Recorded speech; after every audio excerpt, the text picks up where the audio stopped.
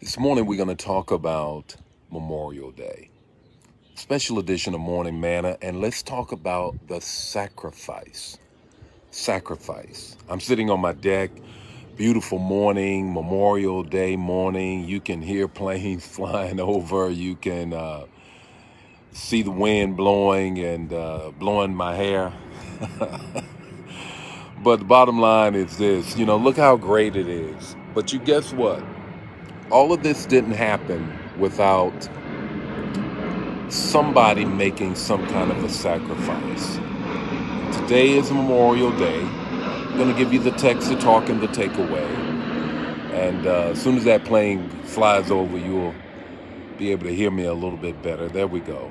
I'm going to give you the text, the talk, and the takeaway. And we want to just talk about this morning, special edition of Morning Manna, sacrifice. Sacrifice. I got all country's colors on this morning, red, white, and blue, because somebody had to sacrifice for you and I to enjoy the freedoms that we have on this day. So that's what we're going to talk about this morning. Good morning, Anna. How are you on this morning? Good morning, James. How are you on this morning? Good morning, Lindy. How are you guys on this morning? What a wonderful morning it is. Glad to be with you on this morning, this holiday Monday morning. Good morning, Joe. How's the life change down in Texas? Good to see you, man. I want to deal with this whole subject, but before we get into that, how was your weekend? What did you do? What are you planning on doing today?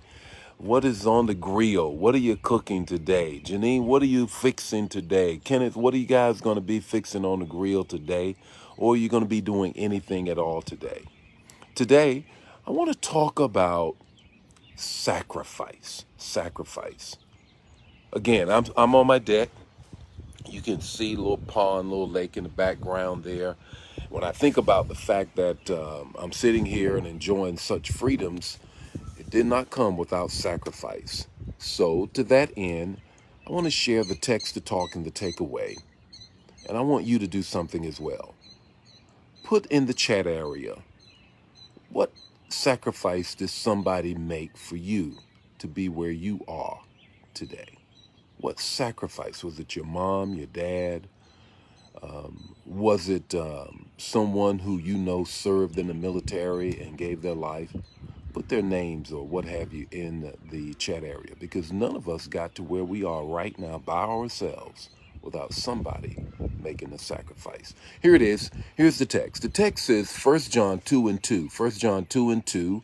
I chose the King James version of this text because it brings up a word I want us to focus in on. And he being Jesus, is the propitiation for our sins. Jesus is the propitiation of our sins. Now, that big old word, King James word, make it feel like you're speaking in tongues. Propitiation means substitute. It has to do with substitute. Let me give you the context of the text. John, the Johannine writer, who is now telling us about the love of God. That's what he deals with, the light, the love of who God is through Jesus Christ. And he says that Jesus is the propitiation. The propitiation is a big old word, King James word for substitute or sacrifice. Jesus became the substitute for us on the cross. Should have been us, but he sacrificed his life. Let's get into sacrifice. The first thing I want to share with you right now, sacrifice and sacrificing is out of style. You already know who wants to sacrifice now. Nobody wants to sacrifice. People, don't deal with me. If I've got to give up something, I'm not feeling you. If I've got to give up anything to do anything for anybody else, more often than not, no, not really. I'd rather pay somebody to do something than for me to have to sacrifice. So the first thing I want to share with you when we look at that perpetuation of Jesus is saying, look, not with me. Sacrificing was not out of style with me.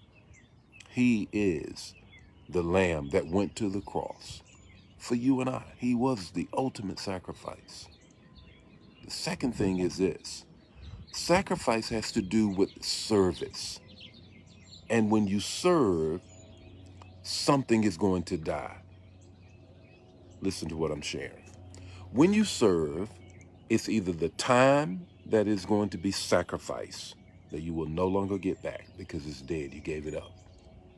It will either be the talent that you expend because you're serving others, your sacrifice. Or it's going to be the treasure that you give that you'll never get back because you sacrifice. When you serve, and sacrifice has to do with serving. So when you serve, you literally are giving and sacrificing. Sacrificing is out of style, but not with Jesus.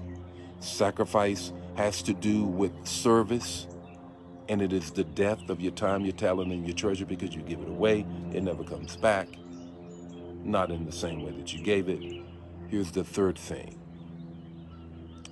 Salvation, our salvation, your salvation, is reflected with your willingness to sacrifice.